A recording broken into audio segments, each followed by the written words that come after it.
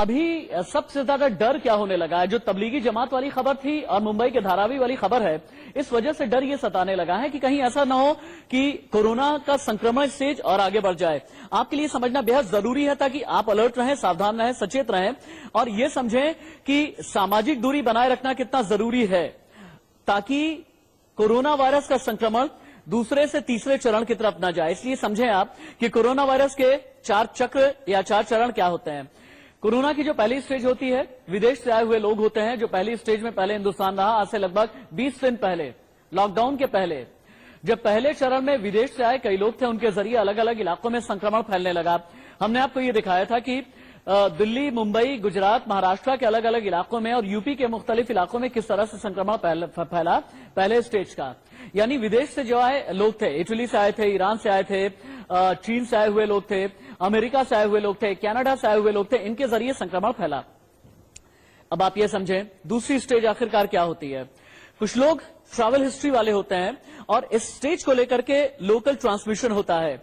यानी अगर कुछ लोग मान करके आप चलें कि विदेश से आते हैं और किसी एक खास इलाके में जाते हैं, अपने आप को क्वारंटीन नहीं करते, अपने आप को आइसोलेट नहीं करते, तो इनके जरिए संक्रमण फैल जाया करता है। और यही दूसरी स्टेज है, यानी जहां पर एक से दूसरे शख्स में संक्रमण जाता है। लेकिन थर्ड चरण क्या है? वायरस का सामुदायिक लेवल पर यानी कम्युनिटी इन्फेक्शन का फैल जाना।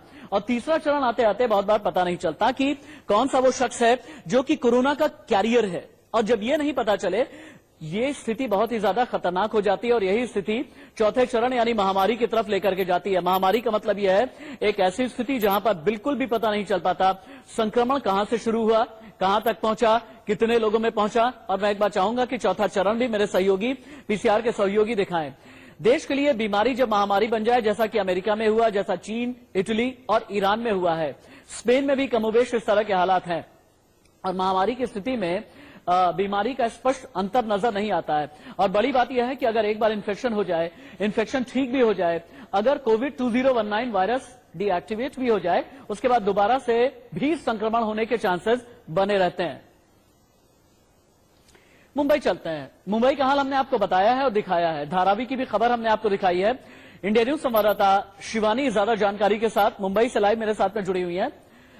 शिवानी, धारावी में एक मौत हुई है और पिछले 24 घंटे में संक्रमण के मामले महाराष्ट्र में 14 एक साथ में आ गए हैं।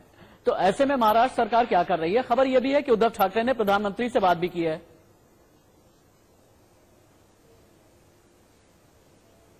जी, प्रधानमंत्री जी से जरूर बात हो चुकी है, लेकिन फिलहाल अभी भी महाराष्ट्र सरकार द्वारा कोई बहुत बड़ा कदम नहीं उठाया जा रहा है। बताना चाहेंगे कि आप देख सकते हैं कि कई सारे इलाके हैं, अभी भी यहाँ पर जो लोग हैं बड़े ही आसानी से घूमते फिरते नजर आ रहे हैं। साथ ही साथ जो वो लोग हैं सैनिटाइजेशन का इंतजार कर रहे हैं। जो मुंबई के लोकल एरियाज हैं जहां पर एक से बढ़ के 2 फिर से ज्यादा बढ़ते केसेस नजर आए, उसके बाद जो यहाँ के लोकल लोग हैं उनका यही कहना है कि सरकार को पूरे एरियाज को, सड़कों को, मार्केट्स को सैनिटाइज करने की जरूरत है। लेकिन अभी भी कई सारे इलाके हैं जहां पर सिक्योरिटी की पूरी तादाद नहीं नजर आ रही है। पुलिस बस लोगों को रोकने की कोशिश कर रही है। महज एक यही स्टेप फिलहाल देखा जा सकता है। इसके अलावा सैनिटाइजेशन नहीं हो रहा है। कई लोगों के अंदर अवेयरनेस की भी इतनी कमी है कि वो महज एक नॉर्मल मुझे धारावी इलाके के बारे में बताएं। मुझे धारावी इलाके के बारे में बताएं कि अगर यहाँ पर कोरोना के केसेस आने शुरू हो गए हैं, 15 लाख यहाँ की आबादी है, लोग यहाँ पर एक एक घर में लगभग 10 की तादाद में रहते हैं, क्या धारावी में सामाजिक दूरी मेंटेन हो रही है?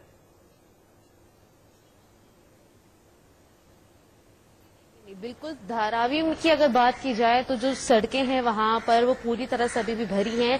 सकरी गलियों के अंदर जो छोटी छोटी झुग्गियां हैं, छोटे छोटे जो झोपड़े हैं, एक परिवार के अंदर कम से कम 8 से ज्यादा लोगों की तादाद होती है जो छोटे से कमरे में रहते हैं। सोशल डिस्टेंसिंग बिल्कुल भी फॉलो नहीं की जा रही है। वहां पे अभी भी जब हम ब्यौरा करके आए तो जो छोटी मोटी दुकानें हैं वो अभी भी चल रही हैं। लोगों ने पूरी तरह से सिक्योरिटी की एकदम ऑपोजिट खिलाफ जाकर अपने घरों से बाहर निकल रहे हैं, अपना रोजमर्रा का काम कर रहे हैं। जबकि धारावी में जो एक केस निकला है उसके बाद भी लोगों में डर और सामाजिक दूरी दोनों ही उन लोगों ने खो दिया है। शिवानी, आप जहां पर भी खड़ी हैं, क्योंकि मुंबई के जिस इलाके में आप हैं वहां से मैं देखना चाहूंगा कि लॉकडाउन का 9वां दिन सड़क पर नजर कैसा आ रहा है? जी, आपको दिखाना चाहेंगे कि लॉकडाउन की जो स्थिति फिलहाल आप हमारे पीछे देख सकते हैं कि लोग अभी भी सड़कों पर बैठे हैं। यहाँ पर कुछ नॉर्मल लोग हैं जिन्होंने एक नॉर्मल सा साधारण सा मास्क लगा रखा है, लेकिन अगर आपको दूसरी तरफ मार्केट का हाल दिखाएंगे तो यहाँ पर फिशेस की अभी भी कुछ दुकान है मछलियों की, जहाँ पर लोग खरीदारी के लिए सामने आ रहे हैं। साथ ही साथ आपको थोड़ा सा रोड की तरफ भी मैं लेकर जाना चाहूंगी कि किस तरह से लोग एक नॉर्मल मास्क लगाकर बिल्कुल ही साधारण तरीके से सड़कों पर आ रहे हैं। जहां पहले या दूसरे दिन लोग काफी ज्यादा मेंटेन भी कर रहे थे, दूसरे दिन मुंबई के लॉकडाउन का एक असर दिखने लगा था, लेकिन अब जैसे जैसे केसेस बढ़ रहे हैं लोगों ने शायद इसके लिए अवेयरनेस भी कम कर दी है और बिल्कुल ही साधारण तरीके से बाहर सड़कों पर घूमते नजर आ रहे हैं। शिवानी, फिलहाल के लिए आपका शुक्रिया।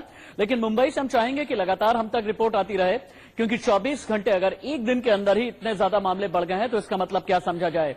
क्या ये समझा जाए कि सामुदायिक संक्रमण की तरफ महाराष्ट्र बढ़ने लगा है? ये हम डरा नहीं रहे बल्कि चेता रहे हैं, और यही एक वजह है कि प्रधानमंत्री नरेंद्र मोदी देश के अलग अलग मुख्यमंत्रियों के साथ आज वीडियो कॉन्फ्रेंसिंग भी करने वाले हैं।